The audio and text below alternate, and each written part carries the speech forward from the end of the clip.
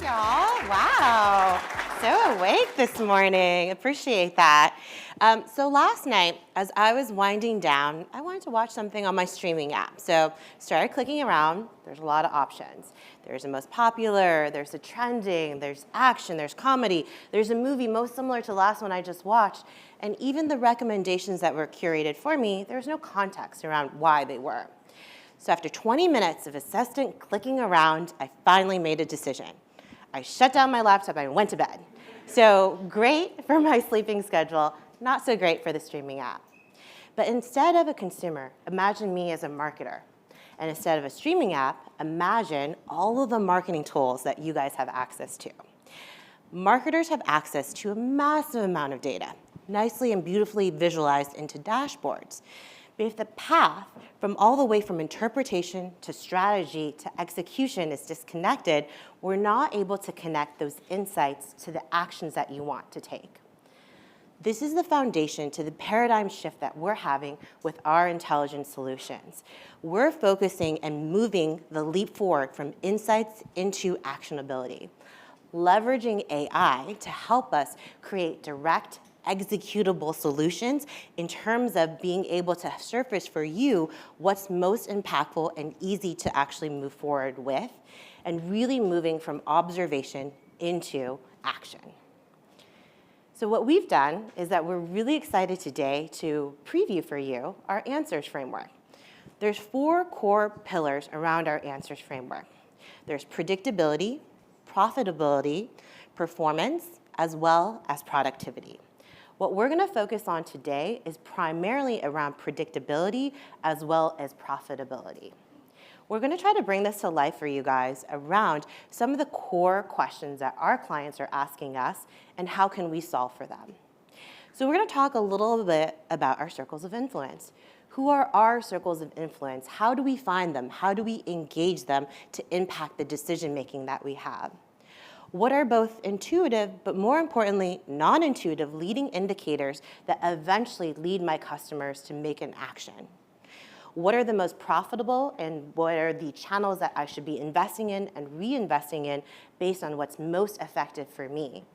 And finally, with all the macro that's happening out there, what are those macro forces that are actually impacting my brand and the sentiment towards my brand? And so we're going to try to showcase through case studies of our clients how we're able to answer these really powerful questions. So to start, we're going to talk about Zeta circles of influence. So when we think about our own decision-making behavior, who oftentimes impacts them? Our friends, our family members, even of our colleagues who are also friends of ours. And so with our connected identity graph, as well as our firmographic attributes, we are able to unlock those trusted circles of influence. There's work that we've done with a technology brand where their key goal was to find that CTO. But CTOs don't make decisions in isolation. They have collaborators across finance, across operations.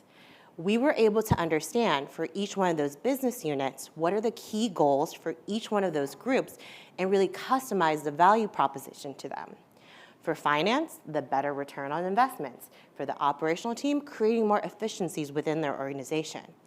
Even within that CTO's division, being able to really speak to the different needs and the different levels of seniority that they had.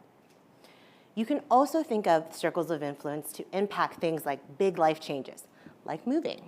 So we were able to look at the core audience that we wanted to influence to move. Then out of that audience, 38% of them, we were able to find a circle of influence for. We engaged not only those core audiences, but also that circle of influence.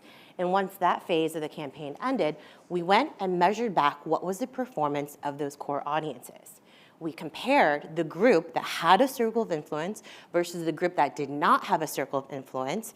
And for those that had those influencers, we were able to identify higher engagement rates across display, as well as native, as well as video completion rates. Now, that's a great way to lead into what are we going to be able to do in terms of predictability to actually make that action, right? So if we could take a time machine back in time and be able to see what are those intuitive, but more importantly, non-intuitive signals that eventually led me to make a conversion event, we've created leading indicators to do exactly that. So look at week over week or month over month, what were trends that eventually led me to make the decision that I did. We've done this for a multitude of clients. We look at particular signals where we have certain hypotheses on which ones are going to be most powerful. Those that there's extended changes over time, so from week 1 to week 6 for conversions week 7, those signals that are most closely located to each other, so week 5 to 6, a major increase, and then also just general increases over time are also going to be powerful signals. Now, even with those curated criteria, we end up with hundreds of signals to dig through. Imagine I'm going through 400 signals trying to relate back to the brand how that signal is connected to them. It would probably take me days, and that's just for one client. So we've created an agent that helps us do exactly that. We give it the context of the brand, what is leading indicators, what are the signals that it's looking at, as well as what are the trends that are most impactful, and help us make the connections using our prompt engineering to explain to it, how would we look at the data as if we were a data cloud subject matter expert? And then it's able to come through all of those hundreds of signals, hypothesize why each one of those signals are relevant for the brand, but even so, still a lot of noise. Are you gonna use all 400 signals? Probably not. So then we have this super agent that combines all of that information and pulls out the themes that we see persistently throughout the data that are core things that you can start with. There's a couple of different examples, and I'm going to try to have an array of them. One is for a hotel brand that we work with. So we talked to some of the guys here about this earlier, where we saw signals around health. And we're like, well, what's the connection between health and hotels? So what our agent indicated to us was that these are individuals taking care of people that had to go get treatments outside of their home location, where they're looking for somewhere that's more extended stay and also within a budget. And you can imagine, obviously not directly saying anything about health conditions, but just showcasing the extended stay options that you have, along with making them feel at home as if they were at home within a certain budget. We've also done work for an auto repair brand.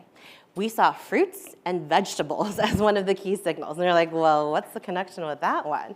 Our agent was able to identify these are people frequently going back and forth to the grocery store, picking up things ad hoc, who have a very different need state and the driving patterns that they have with shorter distances, maybe a lot of braking, that they have a very unique need state than other audiences.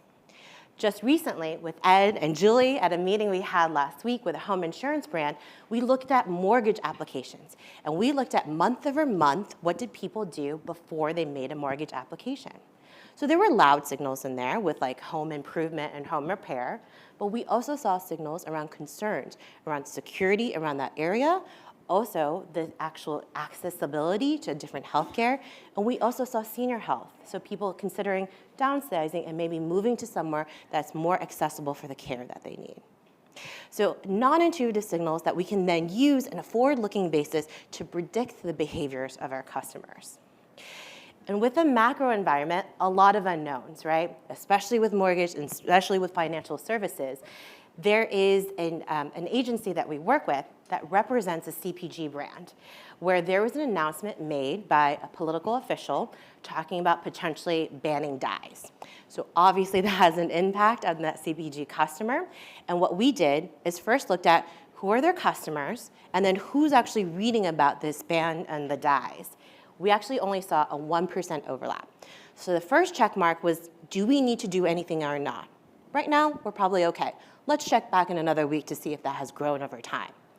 But with the audience that actually is reading about it, what do? There's specific personas that they care deeply about. We were able to identify which personas are most susceptible to this type of change, and then looking at the interests, the intent, the behaviors, the things that that audience cares about, we were able to then identify how do we influence them, create more transparency, authenticity about what's happening and what that brand is doing about it. And with all of these answers, we need to measure against it. We want to see the performance and be able to see what impact does that have on my brand and make sure that I'm using the most efficient and performant channels. There's a home furnishing brand that we work with who spends a lot on linear TV. And their question to us is, well, hopefully that's a good investment for me. So we were able to identify who was exposed to their linear TV ads that then crossed over with their converters. We actually saw the highest percentage overlap than we've seen for any client. So yes, that channel is working for you. The context of being able to see that in like your own home and being able to see the dynamic nature of that ad really made an impact on those individuals. But then we also measure that longitudinally over time so that we were able to say, here's your most efficient channels right now, here's what it is week over week, and be able to inform where we should be shifting budgets based on what is your most performant channels. And all of this is our early on testing in our answers framework. We're already seeing that's working. We're driving higher engagement rates. We're reducing the cost of acquisition. And realistically, what this all culminates into is our executive intelligence hub.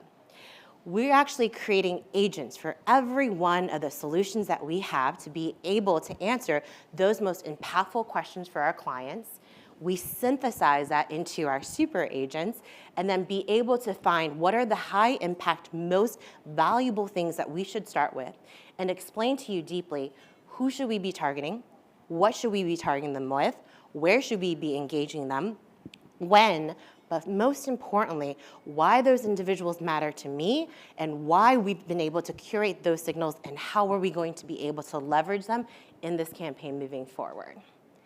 So if any of these answers have been interesting to you or perks your attention, please do stop by during the network time. We have a demo booth out there. We can actually show you some of these a little bit more deeply and maybe even for your brand specifically. So appreciate the time and thank you guys very much.